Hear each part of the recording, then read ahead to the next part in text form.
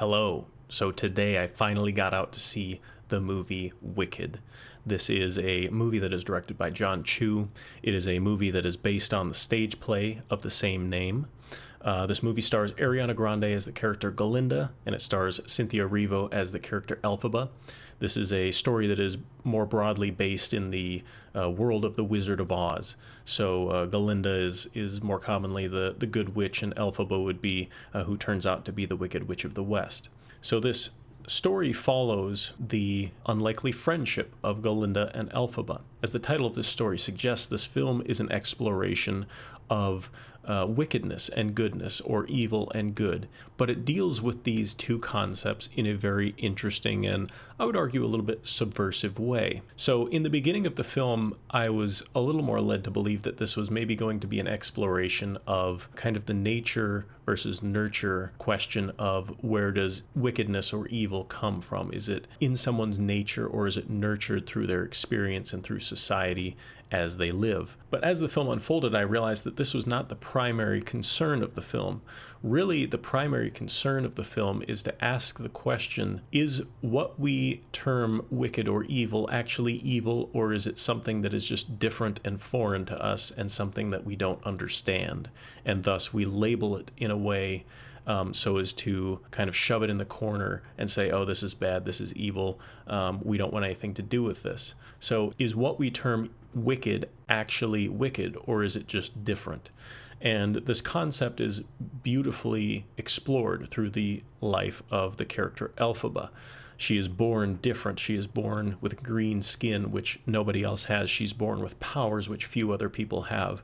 And people are scared of her and kind of shunt her to the side of society because nobody really understands her or can relate with her. And so they alienate her because of that, because of her differences. And this really bothers the character Elphaba, as you could imagine. But as I said earlier, the film follows an unlikely friendship that develops between this character Elphaba and a character named Galinda. And Galinda is someone who I would describe as blissfully ignorant, I would say. She's a pretty self-absorbed, and she does things out of what she thinks is the kindness of her heart. So you have this interesting interplay between these two characters of someone who is mistakenly seen as wicked or evil because they're different, and somebody who is seen as a generally good person, but the outcome of this person's charity and the outcome of this person's goodness is generally ill, it's generally negative. And so you have this very interesting question that arises about the nature of good and evil, about the nature of the things that we term good and evil. But despite having what you might think of as reversals of good and evil, I don't think this is a relativistic film, but rather I think it's asking the genuine and proper question, are we accurately labeling things in our life? Are we giving things the moral label of wicked when they're actually just different and misunderstood? And are we giving the moral label of good to things that are also done out of misunderstanding and maybe ignorance, and which may actually result in harm? So for a movie that's rated PG, that's based on the whimsical world of the Wizard of Oz, these are actually pretty deep questions to be asking, and I think it grapples with these concepts pretty effectively. And you have to appreciate a movie that has something as deep as that to say while also having a lot of fun. This is obviously a musical, which has some great energetic musical numbers as well as some very heartfelt numbers. Defying Gravity is one of the songs that I was familiar with despite not having seen the stage play, and I really love that song. It has a lot of heart and I think a really good message, and there's some other just really whimsical moments in the film. I think the visual style of the film is very good.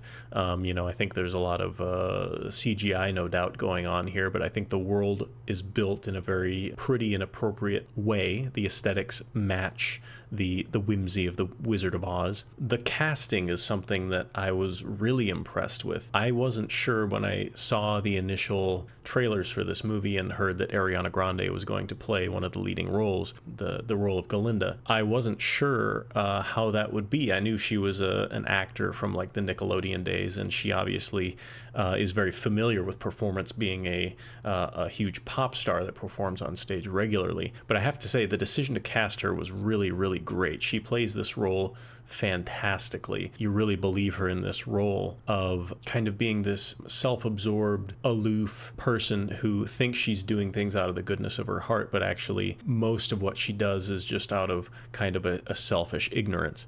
And she plays this character so well. Cynthia Erivo as Elphaba was also excellent casting, in my opinion. She adds this sort of strength to the role because this character throughout her life has to be kind of strong and unflinching in the face of horrible bullying and ill treatment. I heard a lot of people say that the casting of Jeff Goldblum wasn't as good as they would have liked. He kind of just played Jeff Goldblum and not really the character of the Wizard of Oz. But I have to say, I think it worked really well, because when I picture the Wizard of Oz, I picture somebody very much like Jeff Goldblum. I think he plays that role very well. He has a great scene where he's doing a little dance number behind this curtain and behind this little miniature display of the Emerald City that he's showing to Galinda and to Elphaba. It's just a very amazing scene. I love that scene, and it just fits him so well. I would have to say that one of my other favorite scenes is the scene where Elphaba and Galinda and a lot of the other students that are in their school are at this dance. Elphaba shows up, the room kind of falls silent because she's still this outcast character that nobody expected to show up to the party and nobody really wants there. And she shows up with kind of this somber determination. And she comes out into the middle of the dance floor and does what I would describe as sort of like an interpretive dance to no music. And everybody's just staring, kind of sneering and laughing at her quietly and just kind of looking on in judgment. And this is the decisive moment where Galinda decides to stand up for Elphaba.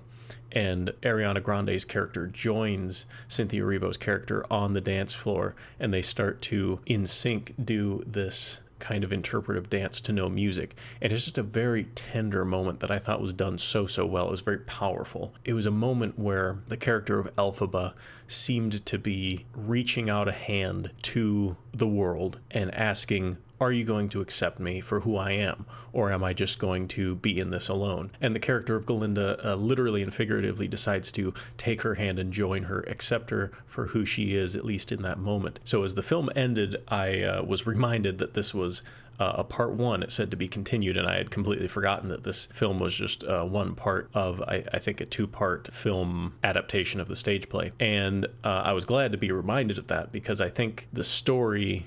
Again, I'm not familiar with the stage play, so I don't know how the stage play begins and ends.